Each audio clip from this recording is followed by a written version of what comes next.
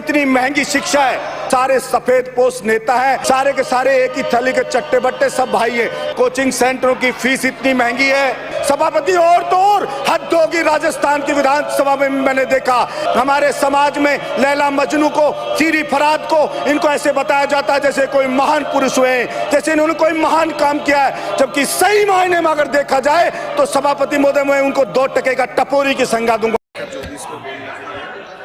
प्राचीन काल में पावर अर्जित करने के लिए, मान सम्मान अर्जित करने के लिए तलवार की धार पे युद्ध लड़ने पड़ते थे, लेकिन वर्तमान में कामयाब होने के लिए, प्रतिष्ठा अर्जित करने के लिए कलम और किताब के दम की आवश्यकता होती है। सभापति महोदय, वर्तमान युग में शिक्षा इतनी महंगी हो गई है कि जो भी बड़ी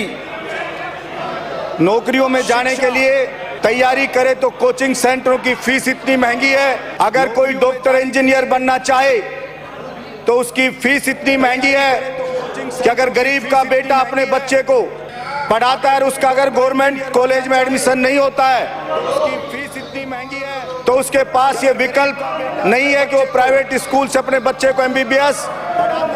PG करवा ले, क्योंकि MBBS की फीस 20 लाख रुपया महीना की तय करी हुई है, चाहे B.Ed हो, चाहे और कोई इंजीनियरिंग की हो, चाहे कोई भी एजुकेशन हो। इतनी महंगी शिक्षा है सभापति महोदय, चाहे केंद्र सरकार हो, चाहे हिंदुस्तान के किसी भी राज्य की सरकार हो, किसी ने भी सुप्रीम कोर्ट जाने की जहमत नहीं उठाई कि इन फीस पे कानून बनाए। सभापति महोदय, ऑटो रिक्शा में किराया निर्धारित करने का कानून बनता है, मिनी बस में किराया निर्धारित करने का कानून बनता है, लेकिन स्कूल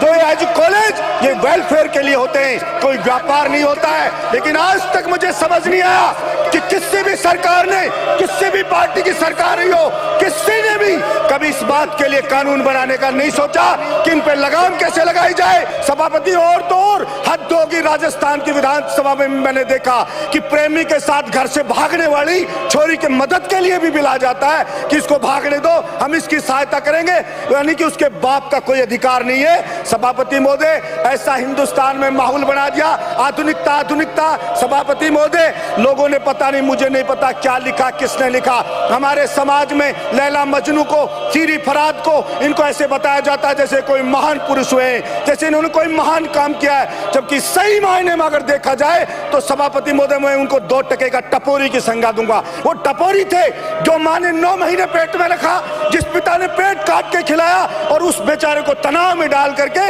और कोई बहला फुसला के उसकी बच्ची को लिया जाता है, और उस पिता को कोई अधिकार नहीं दिया जाता कि वो अपनी बच्ची को समझा बुझा भी सके। इसलिए ऐसे बिल आ जाएंगे, तरह तरह के बिल आ जाएंगे, लेकिन ये बिल कहीं पे किसी भी हिंदुस्तान की किसी भी सरकार में ये नहीं आया कि साहब जो गरीब का बेटा है, किसान का बेटा है, मजदूर का बेटा है, वो महंगी शिक्षा नहीं ले सकता, इसलिए उसको सस्ती शिक्षा कैसे दिलाई जाए, उसमें कोई